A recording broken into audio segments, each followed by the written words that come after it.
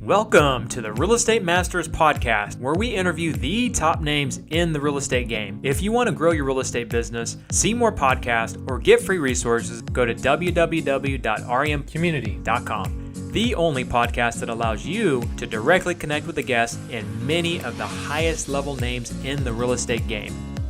You are in for a treat with our next guest.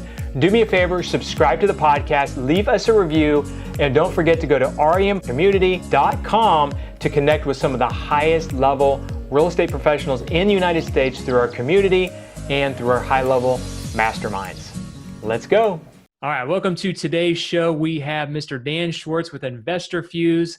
He's got a lead conversion system that helps real estate investors convert leads and automate the way that they handle their leads. So I'm super excited to have him here today. If you're a new investor getting started, this is a way to take your leads and put them into his system. And if you're an experienced investor, this is a great way for you to take your leads, convert them, and manage them accordingly. We'll dive in, and Dan will show you exactly what we're talking about. But Mr. Dan Schwartz, what's going on, buddy? Investorfuse 3.0 you just launched recently. So tell us a little bit about Investorfuse, how you came about doing this, and kind of the evolution to where you are today, man. Yeah, man. Well, first of all, great to see you. It's been a while. Yep. We used to be neighbors in San Diego, and then I moved to Austin, and haven't seen you since. But we're due for a hangout when I come back out there. Absolutely. So I've been in the business since 2011. Initially came in as a wholesaler, and then started 2 wholesale deals while touring full time in a band. I don't know if you remember this aspect of me. I have the drum set right behind me. It's still a big part of my life.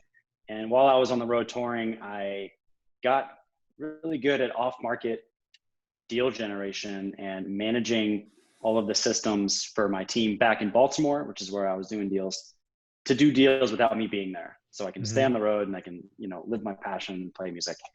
And other people eventually noticed that I was able to set these systems up using a tool called Podio, which everyone knows about. And I ended up being like the guy that helped people set their Podio up. I think I was literally the first person to set up a paying automated setup. And from that, I realized that there was a huge need to launch a business around this. And so fast forward 5 years from 2015, we launched Investorfuse, which became its own software. We used Podio as a way to template what investors needed to manage their follow-up and their lead nurturing and their acquisitions. And we used that information and customers to build our own system. And then we just rebuilt the system again. We learned from a lot of our experiences with our first system, and we just launched what's called IF3. So it's not 3.0, it's called IF3, just sounds cooler. And it's like the best of both worlds. It's got the flexibility of Podio, and it's got the simplicity of our first standalone system. And it helps investors manage their follow-up and automatically guide their team through the sales process, which is what we found most other systems neglect the most important part of this business, which is what happens once the lead actually comes in. You have a process in place to nurture that lead over time and make an offer on it, go on the appointment, and actually get it to closing. And so that's what our new IF3 system is all about. And now Investorfuse is my full-time shtick. We have 15 employees and hundreds of customers, and I'm a full-time software guy now. But I apply and I teach a lot of the principles that I use to grow this software company, and I basically teach investors how to scale themselves out of their company.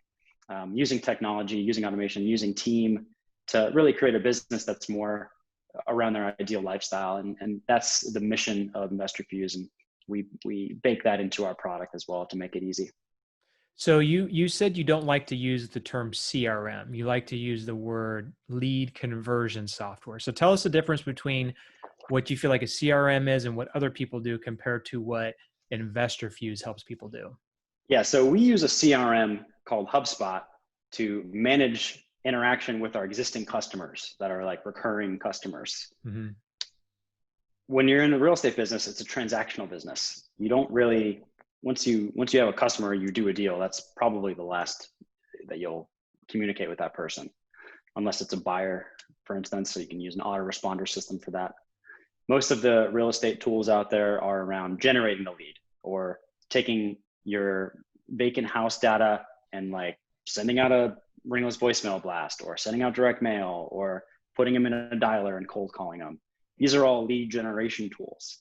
And unfortunately, a lot of people are using these lead gen tools to manage the closing, or like the follow-up once the lead actually comes in. Mm-hmm. And there's a stat from our mutual friend, Christina Kraus, who you know, and she said that she did a study over the course of 3 years, hundreds of thousands of data points with her clients that are all actively doing deals.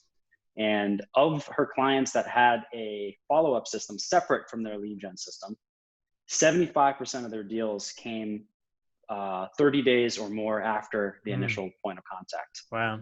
For her customers that didn't have a follow-up system in place and they use their lead gen tools, they sort of just brute force and willy-nilly their way to a deal, 8% of their deals came from follow-up after 30 days. So literally you can 10x, almost 10x your business just by having like a dedicated follow-up tool. And that is the message that I want to get out there, because obviously the majority of your revenue is going to come from your follow-up with leads. And it's the hardest thing to do because it takes consistency, and you need to reach out to someone sometimes like 12 or more times just to get a hold of them.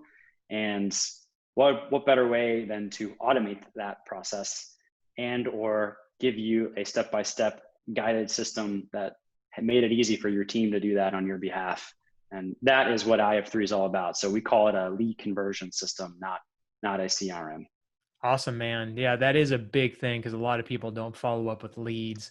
I could even say as an investor myself, we can be a little lax on that sometimes, and I try and get on my team about it. And so tell me how you automate it. Is it that it sets reminders for you to do certain things, or does it actually automatically send emails and text messages and different things for you so your team doesn't have to do that? All they have to do is manage the interaction once the client interacts back with them or the software? Both. And so when you're completing an action, the system is driven by actions. And when you complete your actions, it updates your stats and your KPIs and everything. So when you're at the end of an action, it guides you through step by step. Did I get a hold of the seller? Yes or no? If so, then it gives you another set of things to fill out, and it just kind of walks you through step by step how you actually interact with the software. So there's really no thinking. And then when you choose next action, you can actually either put it on a follow-up in 7 days, where you basically set it and forget it. It'll pop back in as a reminder to follow up and give you the relevant information you need in a week. Or you can place it on what's called a sequence, follow-up sequence, which is a pre-made sequence of text messages, emails, ringless voicemails, and a custom action to just, give them a call that you can build unlimited amounts of in Investorfuse. Super simple. And so you just basically turn that on, and then the first message fires out, and it'll basically go on forever to the extent that you build out these sequences. We actually give investors just ready-made, pre-made sequences that are already, we know that work for different situations. Like if it's a cold lead, or if it's a dead lead, or if you made an offer on the lead and you just want to follow up on that offer, there's a sequence for everything. So you click it, and when they respond, you'll get a text message that says, hey, one of your sellers responded to a sequence. Click here to open up the record and get back to them. So there's really no way you're going to miss out on these.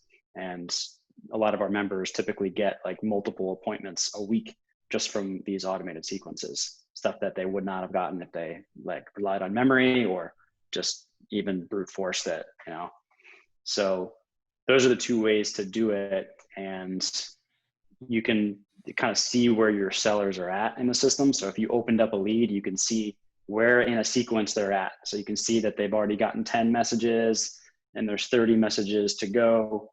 And you can see a whole record of the communication. And once they reply, you can set up your notifications to send you a text message or an email, and it'll go to the right person at the right time. So it's really just all this stuff happening in the back end that we had to manually figure out in Podio, because Podio is not designed for any of that. It's a project management tool that people kind of glue stuff together. So it did that. And so this is just a dedicated You said it tool. is on Podio though. It's kind of based on Podio. No, 1,000,000,000% not on Podio. Okay. I thought you said something about Podio. No, I'm saying Podio was our initial prototype, version 1. I remember that. Yeah. And we built it up. But I'm saying that Podio is not built for that type of stuff. So people that are using Podio as a follow-up tool and trying to get it to do all these automations, you're going against nature when you're doing I that. think maybe what you said is you can customize it like you could for the Podio before. Is that what I heard? True. Exactly. Okay. So we did like that aspect of it. People like how Podio is so flexible. But unfortunately, most investors aren't like tech savvy enough to actually take advantage of that. And so we just stripped out the things that are actually useful for investors and put it in its own dedicated platform. And that's what IF3 is. So if I were to subscribe to Investorfuse and I said I wanted my Investorfuse to be customized a certain way, then I could customize it myself, or you guys could customize it, or can it even be modified from the version that you have? As far as not the follow-up sequences, but like just some extra, bells and whistles that we put on it, kind of like you would be able to with Podio. Yeah. So here are some of the things you can customize in IF3. You can customize who gets leads when. You can customize what campaigns you have and who gets the leads from those campaigns. You can have it round robin out to different people if you have multiple people on your team. You can customize the fields within a seller's record. You can customize your contacts. You can customize the fields within a contact. You can customize all of the follow-up sequences, all of the messaging, all the texting, all the emailing, all the ringless voicemails. You can customize the auto responses that get sent to a seller once they call in. And you can customize your notification preferences, which you can't do in Podio. So you can only get notifications for like when a lead responds or when a new lead comes in, not for when someone updates a record randomly in some app on Podio, which is you get notified for everything on that. So you customize like the workflow of the tool, versus in Podio, you customize like how it's actually built. And we realize that 90% of investors don't need that. So you see what I mean? We just customize the essential workflow pieces to make it easier for you to actually do the day-to-day of lead management. Nice. And I love automation. I mean, everything you've done. In fact, your original company, it may be the same. It used to be called Real Automation. Do you still call yourself Real Automation? Or is that was the thing I did with Joe McCall that was in 2014, 6 years ago, that helped people automate their Podio workspace. And then I said, this has to be its own separate company. Okay. And that's when I founded Investorfuse. But yeah, that was the first one. Gotcha. So you recently you ran a challenge. I think you called it the 80-20 Fire Yourself Challenge or something of that nature. Tell us a little bit about that, because I'm all about automation, which you are too. I'm all about firing yourself and getting yourself out of the business so you actually have a business. So tell us about the challenge that you did and kind of your mission behind that. Yeah. So the key driver to Investorfuse is recurring revenue. And in order for people to keep paying us money, they need to stay in business. And other than a lead conversion system, they also need to know how to hire people, to build systems, to document their processes, to set their goals correctly, to have the right productivity habits, to have the right project management system set up, and all these other things that are not in the scope of what our tool does, which helps you automate your follow-up. And we realize that like the best businesses that are on our software all have that stuff dialed in. And that the majority of businesses are all doing that stuff randomly at using brute force alone. And we call them brute force Bob. The investors that are just waking up and putting out fires and crossing their fingers and hoping that their marketing is going to convert into a deal. And there's no predictability, there's no tracking, there's no focus on one single strategy. They're always jumping from one thing to the next. And at some point last year, I said, you know what? This is the number one reason why investors fail. The lack of focus and consistency in their business and the unwillingness to let go and hire people and replace themselves is the number one reason why investors can't scale past doing, 2 or 3 deals a month without, brute forcing and just working harder. So my theory is that working harder is only going to get you to a certain point before you burn out. And if you can use leverage using technology and people, then you can actually create a business that is self-sustaining. And so we decided to bring people through this process. And I launched an academy, which is like a 35-hour implementation program all about how to do this. I like nerded out for a whole year on this topic of systemization and created like this epic training that shows you how to do it as a real estate investor.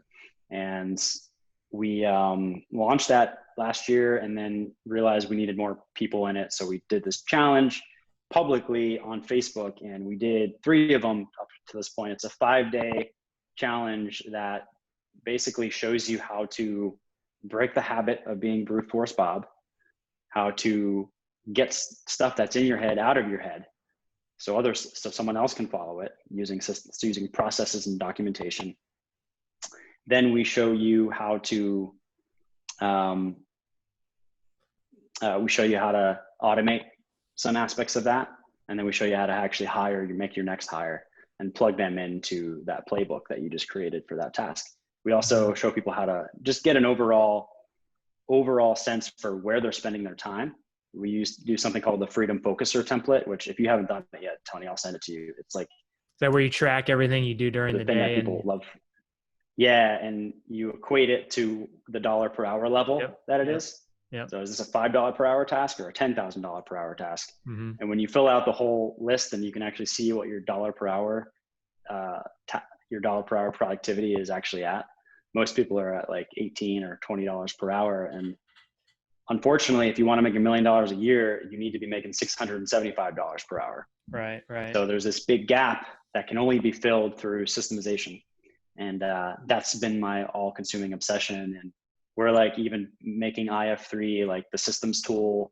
We're building in project management functions for it, and just helping investors manage their whole business operation inside IF3 instead of just their lead conversion. That's the vision for my company and really what I'm most passionate about.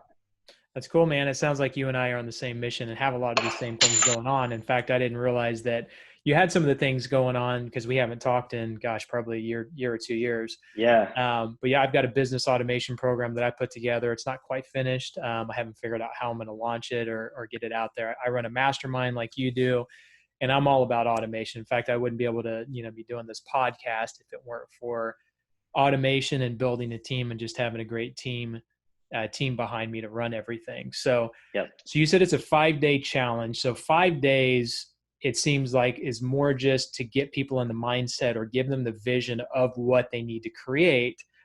But obviously it takes more time than that. In fact, in 2010 is when I got the vision of, okay, I can step out of my business. I found someone that could do it. I hired them as a coach. And it probably took me about 3 full years before I built out my team completely where I could move somewhere else. I ended up moving to Florida. From Wichita, I moved to San Diego shortly after. And I've been here for several years, and I've got a business that runs in Wichita. So I guess the question would be, what do you think is kind of that timeline or the progression of someone going from brute force Bob, which I used to be for my first 10 years of my business, Same. to, do you have a name for the person that kind of steps out of the business? 80-20 Adam. 80-20 Adam. All right. So tell us how long you think that progression takes, or what exactly it takes to get someone there. So it's a lifetime. It's like playing chess. You can learn how to play it in 5 minutes. It can take you a lifetime to master it. So in order to go from where you are now to having like a self-sustaining business that's making just as much as you are making now, you can do it in 6 weeks. Really, you can pinpoint it down to like 2 hires and maybe like 1 document. Like hiring a lead manager, hiring an executive assistant, or hiring an acquisitions manager is typically going to be like one of those 3 are going to like give you 90% of your time back, so you can actually focus on doing more deals instead of doing accounting and answering your emails and doing cold calling and managing your CRM and doing all the other things. Like, so that would be like one thing. So you could do that, you could put up an ad and make that hire in the next 2 weeks. And then it's just getting some expertise around your marketing and having someone that is a closer on board and, making that systemized as possible. So you can go through the process in, 6 weeks, you can have a machine that is doing deals. You can have a deal doing business instead of just you doing deals all the time. Mm-hmm. See the difference? Yeah. So this business is so simple that like, it's really not that complicated to do it. But what won't take 6 weeks is the mindset around letting go and becoming replaceable, and realizing that becoming replaceable as the founder or the CEO or the leader in your company is actually a sign of strength, not weakness. And everybody on your team should have that same mindset. People on your team should realize that if I can become replaceable, then I can get promoted. So if I can systemize what I'm doing, then I can get promoted to a leader and hire people and plug them into what I was doing. And it's that mindset that if you can bake that into your culture, you create this like everybody has their time is like super leverage, and you can just accomplish way more. And I know for those of you that are listening for the first time, this is kind of abstract thinking, but think about companies like, Tesla, for instance. Elon Musk, there's no way he's down in the factory floor screwing everything in to build these cars, right? And if companies like that can exist, you have within you the ability to create a simple deal doing business. Like, it's really, you just have to put it into perspective. People always say like, maybe my business is too complicated to systemize, or nobody else can comp properties quite like I can, or nobody else. And these are all just limiting beliefs that like I said, it's going to take longer than 6 weeks to like let go of these things and realize that like the sooner you step out of the middle of your company where you're making all the decisions, the quicker you're going to be able to actually create this self-sustaining operation. And so it's a mindset thing. You could do the tactics in 6 weeks to create it, but the mindset of being able to let go and remove yourself from the working in the business activity is going to take a while. And, there is no like magic bullet to it other than you need to try it and you need to experience it. You need to experience what it's like to like buy back a bunch of your time and then start working on your business more than in the business. Because unfortunately, working on the business and like mind mapping out your acquisitions process, for instance, it's not fun. Like, nobody likes to do that stuff, but it's the thing that actually will give you the highest possible yield. Because when you do this once, then someone else can have an instant understanding of your acquisitions process. You don't have to explain it all the time. 1 hour invested on your business will give you infinite time back in the future. And you need to sort of learn to equate that working on your business means profit, means $10,000 per hour, means high leverage and like creating a better future just by investing some time in today. So it's a mindset thing. And that's how I would answer that. It's going to take a while, and the only way to do it is just to start. Yeah, you said something crucial. You said limiting belief, and that was my limited belief. The first 10 years of my business, I'm like, okay, I'm the one that needs to meet with the sellers. I can negotiate the best. I'm the one that needs to manage these job sites because I know it needs to be done the most, and I can get people to do things that maybe other people can't because I just have that drive personality. And what I realized once I started stepping out of the business, I trained people or hired people to do those jobs. And I realized if I hired the right person and had the right process in place, they did it better than I did. Right. Cause like I would manage these job sites, I'd get them done in a decent amount of time, but I'd always go over budget, And then once I hired my sister and she ended up taking project management over at a certain point, she was getting every project done on time and on budget. And I didn't have to manage that part of it, which I realized that I hated. It would it drained me. Right. And you'll find out that once you start getting out of the business that, there's things that'll bring you energy and there's things that'll drain you. And those things that drain you are the things that you need to sit back. And like you said, it's not fun to sit here and map out a process and all that, but I think you said another crucial thing is that you spend, an hour on something and it can get you, 10, 15, 20, 100, 1,000 hours back if you put it in a good process and someone else can do it. So, I've got my main flipping business that I only work a few hours a week on, but I have so many other businesses that I've started that I get in that same mindset of I need to do it. And then I step back and I'm like, okay, the last 2 weeks I've been getting way too in the weeds and I need to develop the process and get that to my people more. And then once I do that, it like frees me up. And then of course I find other stuff move on to. So this is all good stuff, man. I love it. Yeah. And what else do you think?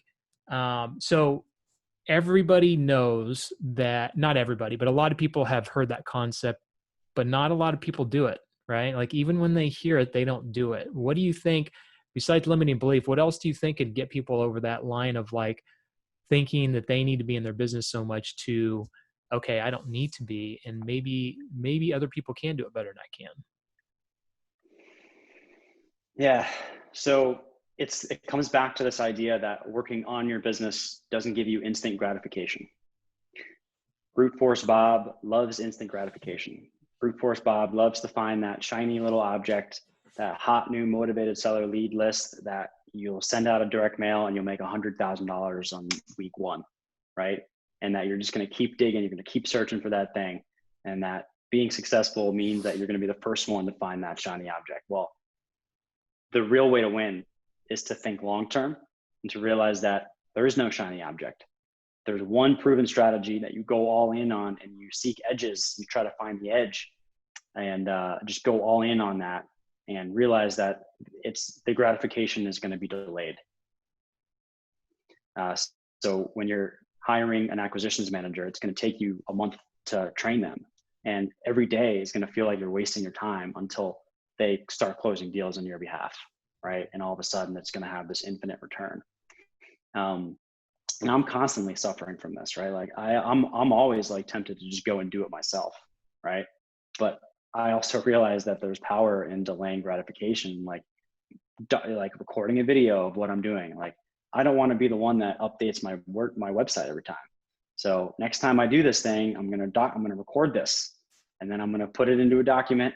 And then the next time I have to do this, I'm gonna delegate it out to one of my VAs, and they're gonna know exactly how to do it.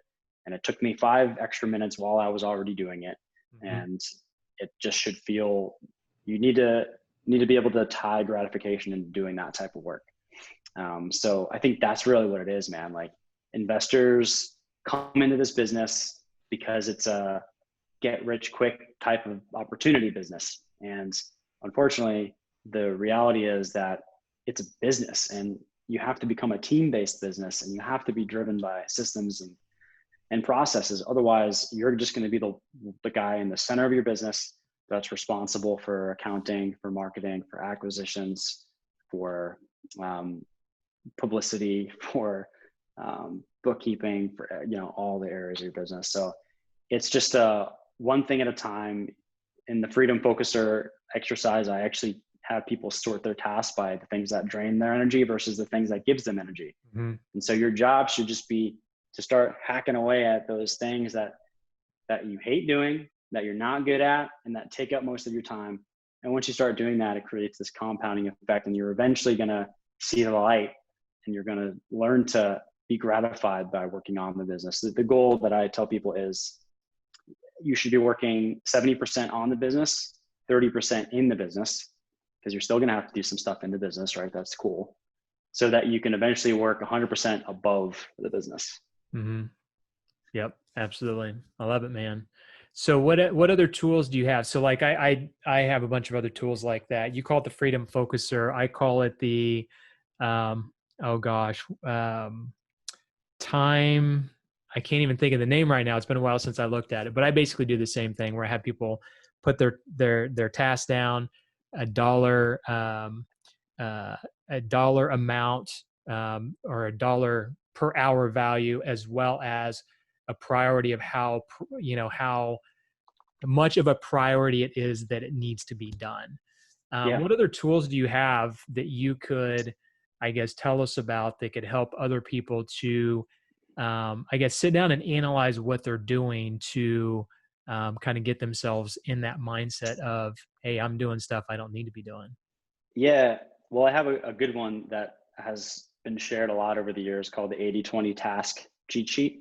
Mm-hmm. There's no opt-in or anything. If you just go to investorfuse.com/80-20, you'll just get a PDF that separates. It's like 4 columns, $5 per hour task, $100 per hour task, $1,000 per hour task, and $10,000 per hour task, just to give people an idea of what specific tasks are worth in terms of dollar per hour.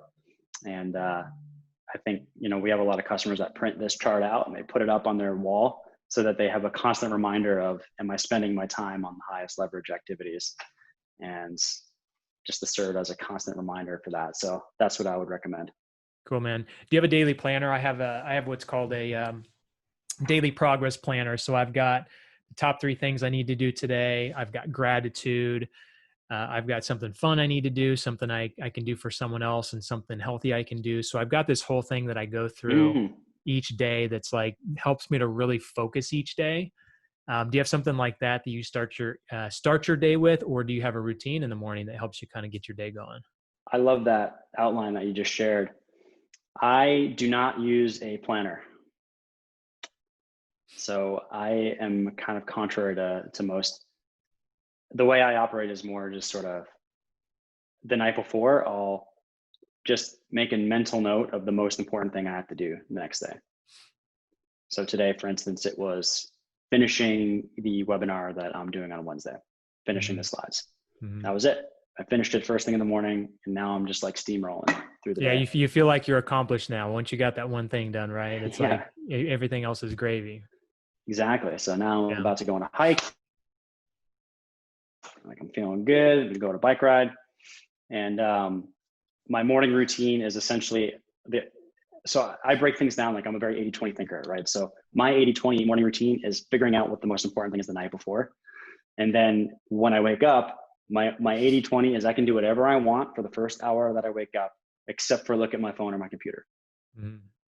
So that's the only rule. It's just one rule, and I have flexibility of what happens between that hour. Typically, I'll do some yoga. I'll go outside and just bask in the sun, for instance, just to kind of like charge my body up. I'll drink a bunch of water. I'll put some lemon juice in the water. I'll make some coffee, and whatever I do, I just won't look at my phone until that hour is up. And that way the phone won't hijack my feel good. And they say it's like Russian roulette. Whenever you look at your phone, like there's a chance that something's going to stress you out. It's going to spike your cortisol. It's going to ruin that morning. Totally. So I just don't want to let that happen. And I want to prepare myself to respond to things as healthily as possible when I do look at my phone and get ready to start working. Cool, man. Good stuff. Investorfuse, or you call it IF3, just launched. Go check it out. We'll put a link down below that you guys can go check it out. Any last words you want to share with our listeners? Anything that you feel like could give them value that they can put in their business or their personal life? There's more opportunity than you can possibly imagine in real estate, always, no matter what's happening in the economy or the world or what your social media newsfeed tells you. So I would recommend using a tool called the Newsfeed Eradicator. It's a tool that you install into your browser, and it basically replaces your newsfeed with a motivational quote. You can still get tagged and stuff. You can still get notifications for the groups you're in and stuff. And you can ignore all of the external noise coming at you from the outside world that it probably isn't benefiting you at all. So just know that there is an abundance of money to be made, literally flying through the air, trillions of dollars at all times. Everybody is deserving of that abundance that's out there, and there's plenty of opportunity for everyone listening to get theirs. Yep, and you can't see the opportunity if you're in the weeds and in all the little day-to-day details, right? Exactly. That's where the magic happens. And you said it just like you said, 70-30, 70% on your business, 30% in it, to where eventually you can be above it, looking over it. And that's what I love. I love that I can just oversee my business now. And not only that, but I can also invest in other businesses and other projects and other things that I'm doing. And again, I couldn't do that if I was in the day-to-day operations of my business. So that's it. Good stuff, man. Well, I appreciate your time. When you're back in San Diego, hit me up. We'll grab some coffee and catch up, man. So good stuff. 100%. Appreciate what you're doing. And everybody needs to go check out IF3. Thank you, man. Yep. We're both fighting the same fight. So keep going. All right, man. We'll catch up soon. See ya. All right. See you, buddy. Thanks for listening. Now go to www.remcommunity.com to connect with today's guest, see our high-level masterminds, and to get free resources. Don't forget to share this with a friend and leave us a 5-star review. We'll see you on the next episode.